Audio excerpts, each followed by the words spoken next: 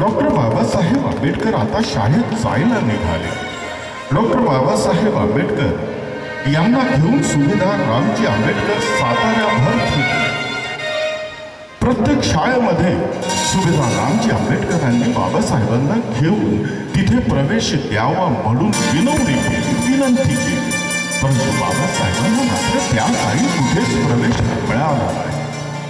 कारण मध्य प्रदेशातील महू या गावामध्ये शिक्षणाची पुरेपूर व्यवस्था नसल्यामुळे सुभेदार रामजी आंबेडकरांनी आपली स्वतःची बदली साताऱ्याला करून घेतली.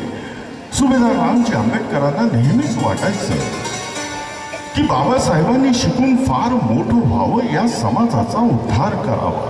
आणि नेहमी ते बाबासाहेबांना म्हणत असत की बाबा, तुम्ही जर का शिकले नाही तर या समाजाचा उद्धार मात्र कधीच होणार नाही.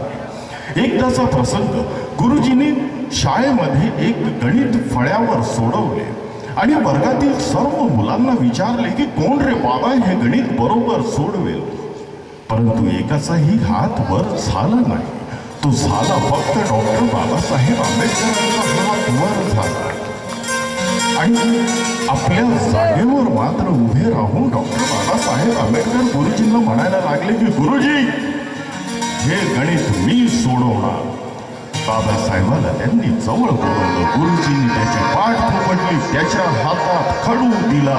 बाबासाहेब ताठ मान करून फळ्याकडे गणित सोडवायला केले. वर्गातील सर्व मुलांनी आरडाओरड सुरू केली.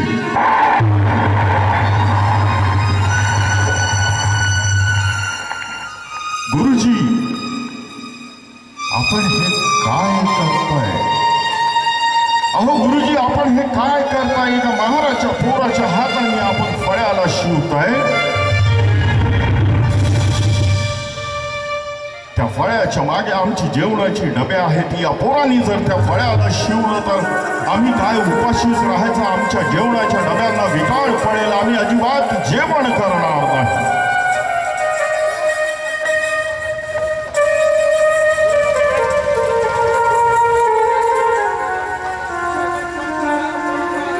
जेव्हा बाबासाहेबांनी हे शब्द ऐकले तेव्हा त्यांच्या डोळ्यामधून आसवायच्या धारा वाहत होत्या. मनामध्ये फक्त एकच विचार होता, मी जर का शिकलो नाही तर माझ्या मागणं येणारी पिढी यांना अजिबातच शिक्षण मिळणार. तरी बाबासाहेबांनी मात्र शिक्षणाची जिद्द सोडली नाही. पुढे ते एवढे मोठे शिकले की अजूनपर्यंत या देशामध्ये कितीतरी महापुरुष झाले, परंतु बाबासाहेबांजवळ शिक्षण घेणारा एकही महापुरुष झाला नाही.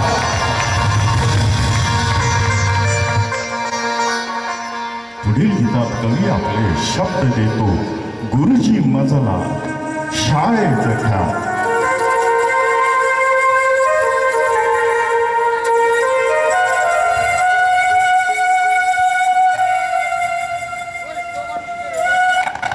या गाण्यासाठी मी या मुलीला तुमच्या पुढे प्रस्तुत करीत आहे. परंतु त्या अगोदर या मुलीच्या संदर्भात मी तुम्हाला सांगतोय की 600 फूट उंचीचा डॉक्टर बाबासाहेब आंबेडकरांचा पुतळा रामटेक तालुक्यामध्ये बसवण्यासाठी अखंड या पोरीने गायन केलं. नागपूर शहराचं नाव परदेशामध्ये नेलं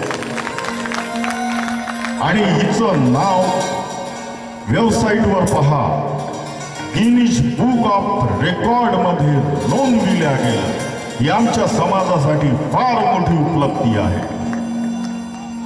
प्राजक्ता मानकर. गाण्याआधी माझं सगळ्यांना प्रेमाचा जय भीम. माझ्यासोबत एकदा म्हणा, जय भीम. हे गाणं त्या सिच्युएशनवर आहे जेव्हा डॉक्टर बाबासाहेब आंबेडकरांना अभ्यास करताना खूप त्रास व्हायचा. लोक त्यांना त्या ब्लॅकबोर्डपर्यंतही जाऊ नव्हते देत, त्यांना हात लावू सुद्धा नव्हते देत.